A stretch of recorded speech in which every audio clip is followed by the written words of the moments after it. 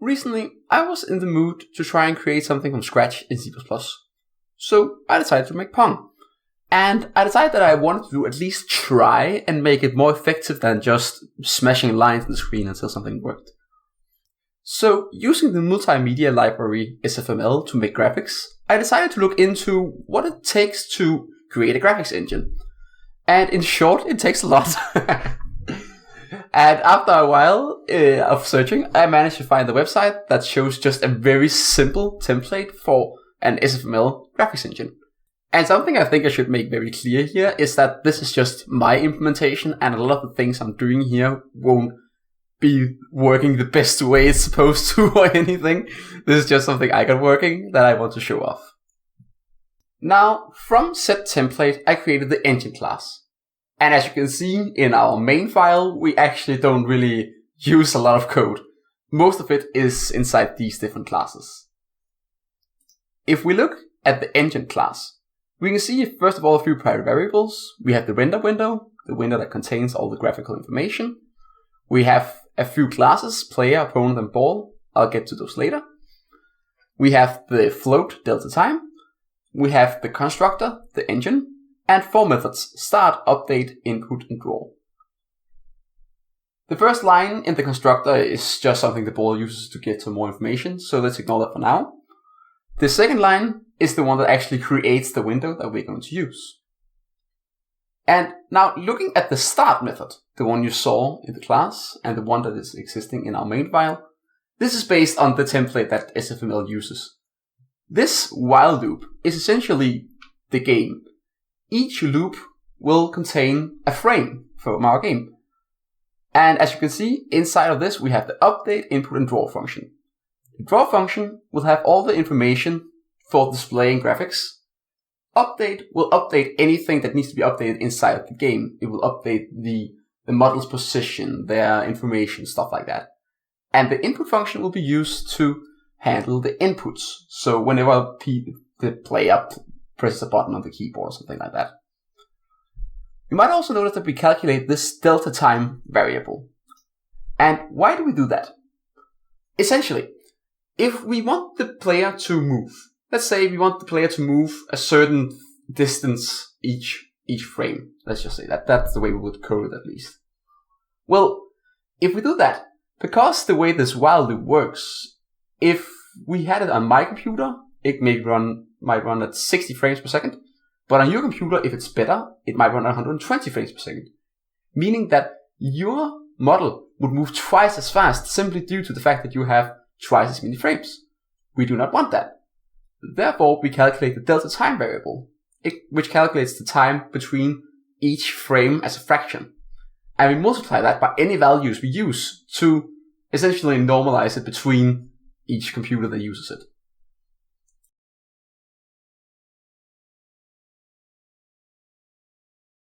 And yeah, just to show you, you can see here the update, input, and draw function. They just call the equivalent function in the GameObjects inside the engine. Now, one thing I noticed with game engines like Unity and stuff is that they inherit from monobehavior, which contains a lot of the functions that is needed in order to, well, make it work with Unity, of course. For example, it has the update function, the start function, and so on. And this kind of inspired me, and I thought that, okay, I'll try to do something like that. So what I came up with is that I created the GameObject class.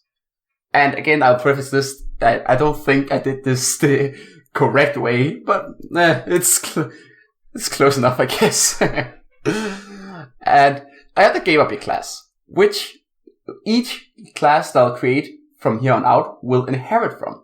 So, meaning the ball, the player, and the opponent are all game objects that will inherit from the game object. So, each game object has a position. It has a position in the game space. It has a constructor, it has a destructor, and it has access to 3 functions, which I've created virtual, so we can redefine them in each step, but they will always have them. You have the draw graphics onto the window, update, change something with regards to delta time, and the input, as we talked about before. I also created this move function, since I'm going to be using it a lot, which essentially just updates the position with regards to its current position. So it updates it a bit. Yeah. You might also notice this collider variable, which was my attempt to try and simplify creating a collider. Essentially, the collider in this scenario here is the size of whatever game object. So if it's a square, for example, it would be the height and the width. That way, I could, knowing its position, plus minus it with the collider, and figure out ish area it is in. And I thought this was a very, very clever solution to simplify this process, which is kind of foreshadowing. It wasn't, but we'll get to that in a second. Now, let's actually talk about the classes that I used. We have the player, which, as mentioned before, inherits from the GameObject class. It has a shape, a rectangle shape, because it's a rectangle. I'm using a state machine here with an enum, because it's able to do 3 actions. It can go up, it can go down, and it can do nothing. And it has a move speed, which is here defined as 120. It has a constructor, and update, draw, and input, like we've seen before. The constructor, first of all, it sets up the graphics. It's the shape of it, it's the rectangle, how big it should be, and what color it should be. We set up the initial action, so it starts off doing nothing. And we just fix its origin, because by default it sets it in the top left corner, and I don't want that, I want it to be in the center. And then I set its position. The draw simply draws the shape. The update, actually take that in a second. The input, which detects which buttons is held down, it detects the arrow keys. If down is held, it will switch the enum to down. If up is held, it will switch the enum to up. If nothing else, it's set to nothing. Which means that if we go to the update function, we can use a switch case. We can see current action. If up is held, use the move function we defined in the GameObject class to move it up. Yeah, it's reverse. Don't think so much about it. And move it down. And break, if anything else. And yeah, that's essentially it. It's fairly straightforward. Looking at the opponent class, we have essentially exactly the same. It's set up the same, and the only difference is really that instead of using up and down the arrow keys, you use S and W, so that way you're able to play 2 players on this board. Now, the ball is definitely the most difficult to get working. And as you can see, there's a lot more parameters here. And so, alright. First of all, the shape. It's a circle shape. We have defined a vector, which is the direction it has to move in. We have movement speed. And it needs to know the size of the map. It needs to know pi. It needs to have a pointer to the player and the opponent. It needs to have a method for checking collisions, a method for resetting the ball's position, and a method for detecting a goal.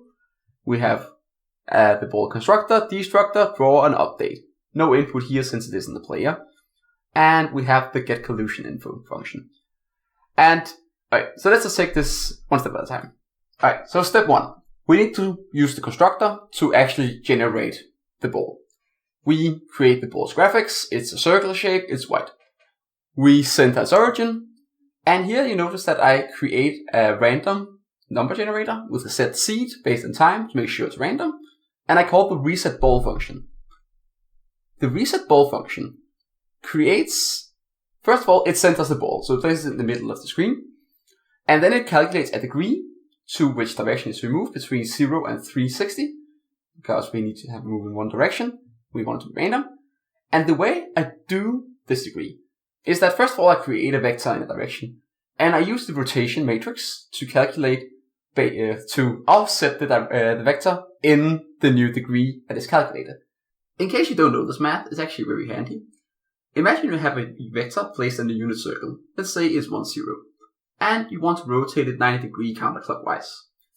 What you can do is to use the rotation matrix, or the 2 equations from the rotation matrix, apply those, and the result of that will be the vector's position after rotating 90 degrees. In this case, it will change from 1, 0 to 0, 1. But after doing this, we have a vector that describes the direction that the ball should move in. Now, let's go to the update function. The update function moves the ball in the direction we calculated. So it will calculate in the movement direction. Now, what we do after this is that we have this function that checks for collision. And the way I did this was fairly scuffed. I essentially just checked if any of the area of the ball is inside another area of the ball, which is going to bite me in the ass later. But this was the way I implemented it. And whenever you deal with bounces, the correct way to do it, as far as I could read online, is that you use the normal vector from whatever surface you hit. You take the, in this case, move direction vector, and then you calculate the vector that is between the two. That way you know the direction it should be going in. Now, because the fact that I have not implemented neither good collision system or normal vectors for each surface, I can't really do this. So I came up with a way more brick brain solution. Essentially, I tried to use the rotation matrix to rotate whenever the ball hits a surface or hits anything, an obstacle. It will try to rotate the ball's move direction 90 degrees counterclockwise. In some scenarios, that won't be possible. So therefore, I have a collision check that will check if the position is actually possible. If it is, it will keep it. If not, it tries to move it 90 degrees in the opposite direction instead. It's a completely stupid solution, but it works sometimes at least. Besides that, the only two methods left are the detect gold method, which detects if it has hit one of the edges in the X and Y direction, and the method I've used in order to get the collision info from the player and opponent. I think there's a smarter way of doing this. Oh, I know there's a smarter way of doing this, but I have not been able to figure it out. Implementing all of this is what we got. It works decently well. This was mainly just because it would be fun to try. And hopefully you found it interesting to see how I deal with it. I am completely sure that if someone else does it, they will do it completely different. And if you see anything here, so you're likely to see anything here that doesn't work as intended. But I would honestly love to get some feedback on how it's the proper way to implement stuff like this. How's the proper way to implement the inheritance? Because whenever I find videos of people trying to explain these game engines, more often than not, they are just way too complex to actually begin understanding. And most of them is based on a way more low-level library like OpenGL or Vulkan, which is just way too complex for me to learn at the current point in time. I would definitely love to at some point, but that's not right now. What I want to focus on is mainly just the principles and how it's actually supposed to be implemented structurally. But with that said, I hope you enjoyed the video, thank you for watching, and I hope to see you next time.